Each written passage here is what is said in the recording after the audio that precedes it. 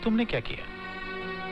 कोई इस तरह अपना घर थोड़ी छोड़ देता है। घर बनाने और बसाने में उम्र गुजर जाती है और बिगाड़ने और तबाह करने के लिए सिर्फ एक कदम दहलीज के बाहर उठाना बहुत होता है। तुम्हें इस तरह घर छोड़कर नहीं आना था। छोटे मोटे लड़ाई झगड़े किस घर में नहीं होते? हर घर में होते हैं।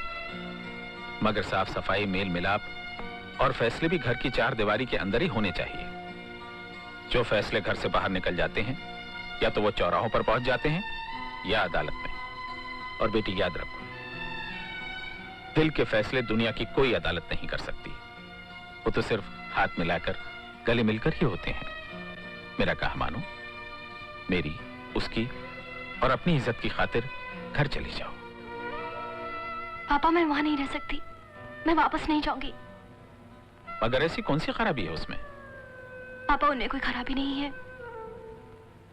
वो बहुत अच्छे पति और बहुत अच्छे इंसान है। तो फिर क्या बात है? काश मैं आपको सब कुछ बता सकती। काश मैं आपको सब कुछ कह सकती।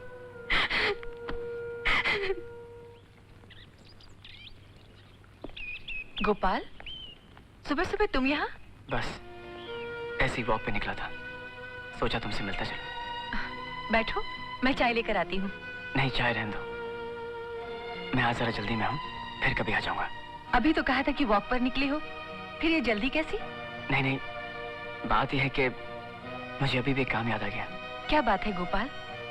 तुम बहुत परेशान और घबराए नजर आ रहे हो। सब ठीक तो है ना? हाँ, सब ठीक है। अच्छा, मैं चलता हूँ। राधा मेरा इंतजार करती होगी।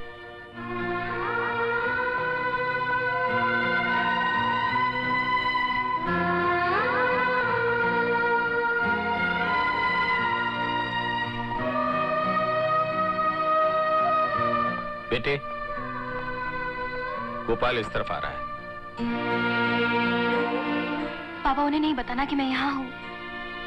बेटी, ये बात मैं उससे कैसे और कब तक छुपा सकता हूँ? पापा, मुझे उलझी हुई जिंदगी को सुलझाने में थोड़ा वक्त चाहिए। अभी मैं उनसे नहीं मिल सकती। बेटी, मगर पापा, आपको मेरी कसम।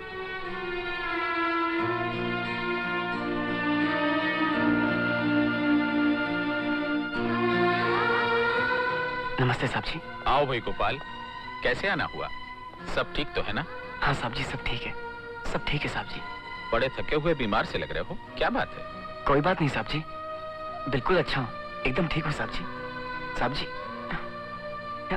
राधा तो नहीं आई ना? नहीं तो क्यों, क्या बात है? नहीं साहब जी, ऐसी कोई बात नहीं है। दरअसल मैं अभी तक घर नहीं गया था और इस तरफ से गुजरा था, सोचा अगर राधा यहाँ होगी तो मैं उसे साथ लेता चलूंगा। अच्छा साहब जी, मैं चलता हूँ। एक दिन राधा, मैं, मुन्नी, हम सब यहाँ आएंगे, सारा दिन आपके साथ गुजारेंगे, खूब हंसेंगे, मजा करेंगे, आपका भी टाइम पास हो जाएगा।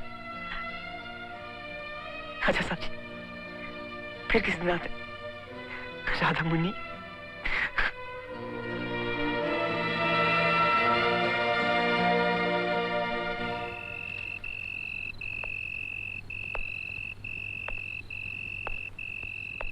अरे गोपाल, इतनी रात गए, इस वक्त यहाँ? क्या बात है, सब ठीक तो है ना? बस ऐसे ही अकेले में दिल घबरा रहा था तो तेरे पास चला आया। क्यों, राधा कहाँ है? कुछ दिनों से उसकी तबीयत ठीक नहीं थी तो थोड़े दिनों के लिए मैंने उसे नैनीताल भेज दिया। उसका वहां दिल नहीं लगता और मेरा यहाँ दिल नहीं लगता। वो सोचती कि वो वापस आ जाए और मैं सोचता हूँ कि मैं वहां चला जाऊं। कुछ समझ में नहीं आ रहा मैं क्या करूं।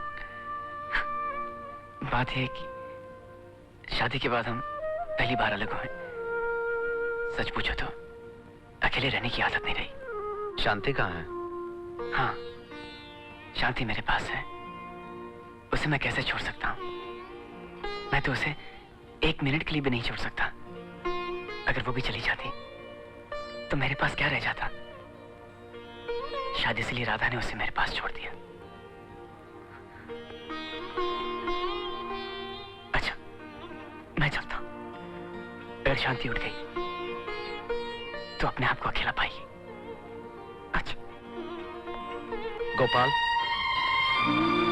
मैं जानता हूं आज तू मुझसे बहुत कुछ कहना चाहता था मगर कह नहीं सका। इसी तरह मैं भी तुझसे बहुत कुछ कहना चाहता था मगर कह नहीं सका। वक्त आने पर तुझे यही याद रखना होगा।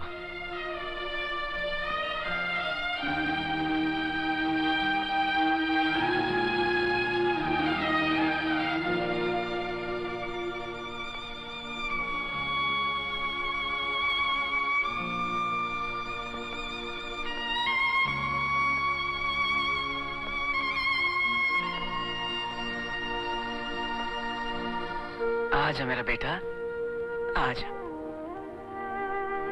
आजा पापा के पास। जुजू छोटा, मामू मोटा, मामू गया दिल्ली, दिल्ली से लाया 7 कटोरी। 1 कटोरी टूट गई, मामा की टांग टूट गई।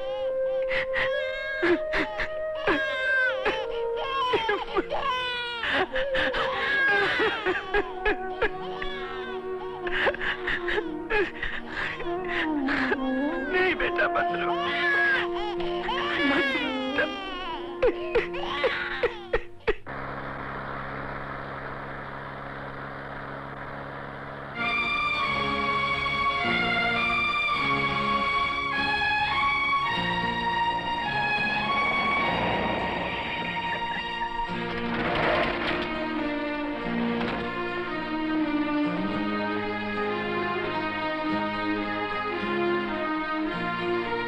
राय साहब, राधा कहाँ है?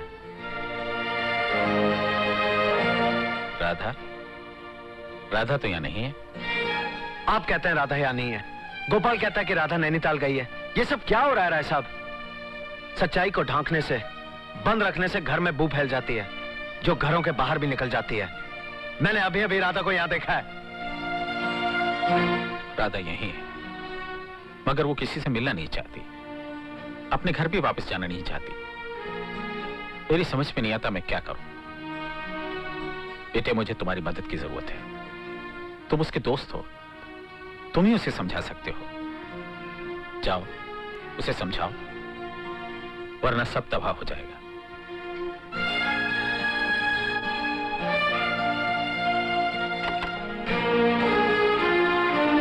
राधा, तुम जो कुछ भी कर रही हो और उसकी जो भी वजह मैं नहीं जानता, मगर फिर भी मैं इतना जरूर कहूंगा, तुम्हें गोपाल और शांति की जिंदगी तबाह और बर्बाद करने का कोई हक नहीं है।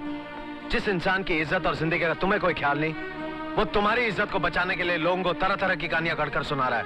पागलों की तरह एक जगह से दूसरे जगह, एक घर से दूसरे घर तुम्हें ढूंढ रहा है। क्या गुनाह था उसका? किस बात की सजा दी जा रही है उसे? देखो राधा, अगर तुम एक अच्छी पत्नी नहीं बन सकी, कम से कम एक अच्छी मां तो बन सकती थी, जिसका तुम्हें एक औरत होने के नाते पैदाइशी हक है। मगर तुम इतना भी नहीं कर सकी। क्या मैं पूछ सकता हूं, यह सजा उस मासूम बच्ची को क्यों दी जा रही है? सजा तो मैं अपने आप को दे रही हूँ।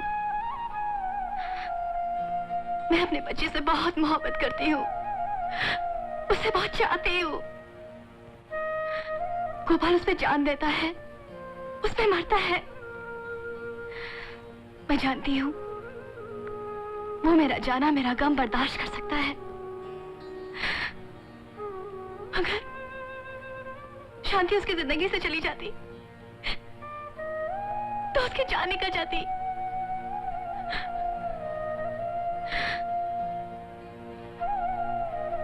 मेरा मेरी बच्ची से दूर रहना ही मेरी सजा है। क्या पागलपन की बातें कर रही हो? कैसी सजा? किस बात की सजा? सजा एक अच्छे इंसान से सच्चाई छुपाने की, उसे धोखे में रखने की। कौन सी सच्चाई छुपाई है तुमने? कौन से धोखे में रखा है तुमने? अगर गोपाल की खुशी के लिए तुमने ये छुपाया है कि एक जमाने में तुम और मैं एक दूसरे से प्यार करते थे, तो उसमें कौन सा जुर्म है, कौन सा गुनाह है, कौन सा धोखा है? ये तो मैं उसे कभी भी बता सकती थी, लेकिन क्या ये बता सकती हूँ जिसे वो अंधों की तरह प्यार करता है, जिसके लिए सुबह शाम 1000 बार कहता रहता है कि देखो कितनी मेरी तरह दिखती है, कैसे मेरी तरह हंसती है, कैसे मेरी तरह देखती है। वो जो उसकी औलाद ही नहीं। ओह माय गॉड, यानी शांति?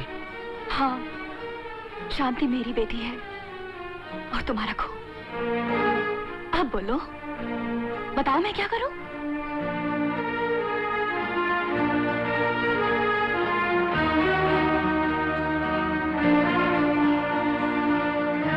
हम तीनों एक दूसरे का हाथ पकड़कर साहिल की तरफ निकले थे, मगर चलते चलते मझधार में पहुंच गए। ये सब मेरी वजह से उलझा है, इसे अब मैं ही सुलझाऊंगा। अब ये तूफान कागज की दीवारें नहीं रोक सकती। मुझे उसे सब कुछ बताना होगा। बेटा मत रो मेरा बेटा, मेरी जान। अरे बाप रे बाप, इतना मोटा मोटा आंसू आया मेरी शांति को। अरे ले मत रो। मालूम, मैंने मम्मी को खत लिखा है और कहा है कि शांति तुम्हें बहुत याद कर रही है, इसलिए तुम जल्दी से वापस आ जाओ। अब देखना मम्मी कितनी जल्दी वापस आ जाएगी। देखो देखो देखो, मम्मी ने खत भी लिखा है। क्या लिखा है साहब? मेम साहब कब वापस आ रही हैं? मेम साहब ने ये लिखा है कि वो बहुत जल्दी वापस आ रही है। संभाल के संभाल के। अरे वाह, ये तो कमाल हो गया। आजा कृष्णा, तू जब भी आता है हमारे अकेलेपन की तकलीफ कम हो जाती है। बैठ। अरे वाह, आज तो बड़ा अच्छा दिन मालूम होता है। आज राधा का खत भी आया और तू भी आ गया। खत पढ़ के सुनाओ।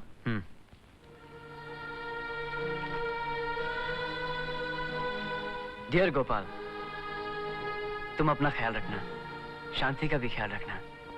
मुझे शांति और तुम्हारी बहुत याद आती है। मेरा यहाँ तुम लोगों के बगैर बिल्कुल दिल नहीं लगता। मेरी तबीयत अब पहले से बहुत अच्छी है और मेरा बहुत जल्द वापस आने का इरादा है। तेरे बारे में लिखा है। कृष्णा कैसा है? कृष्णा से मिलते हो या नहीं? मिलता हूँ बाबा, मिलता हूँ। शांति का बहुत बहुत प्यार। तुम अपना ख्याल रखना। तुम्हारी राधा।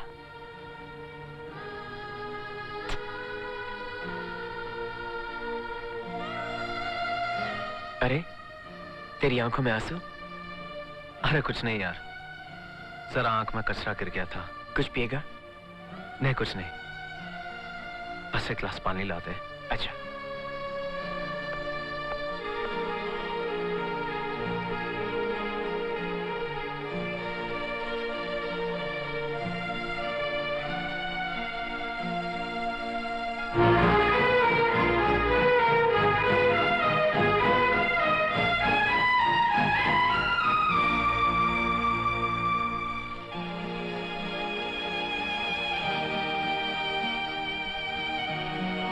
ये ले। Thank you.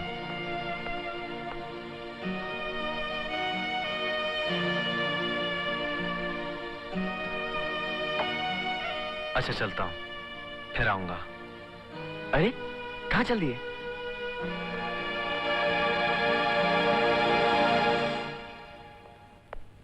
बेटी, तुम तो जानती हो मैं उन पुराने ख्यालात के लोगों में से नहीं हूं जो अपनी बेटियों को डोली में बैठाते वक्त ये कहते हैं कि पति के घर इस डोली में बैठकर जाना और वहां से सिर्फ अर्थी में बाहर आना। पति का घर कोई काला पानी या जेल नहीं जिसमें औरत अपने आप को कैद रखे और सजा काटे। अगर गोपाल के घर तुम्हें कोई तकलीफ होती तो मैं समझ सकता था। अगर गोपाल में कोई बुरी आदत या ऐब होता तो मैं समझ सकता था। अगर उसकी जिंदगी में तुम्हारे अलावा कोई और होता तब भी मैं समझ सकता था। मगर ये बेवजह इतनी सारी जिंदगी खराब करना मेरी समझ में नहीं आता। बेटी, तुम मुझे गलत मत समझना। ये घर तुम्हारा है, मेरी जिंदगी में भी और मेरे मरने के बाद भी। तुम गोपाल के साथ यहां जिंदगी भर रह सकती हो, मगर उसके बगैर, उसकी मर्जी के बगैर तुम्हारा यहां रहना हर पल मुझे भारी पड़ रहा है।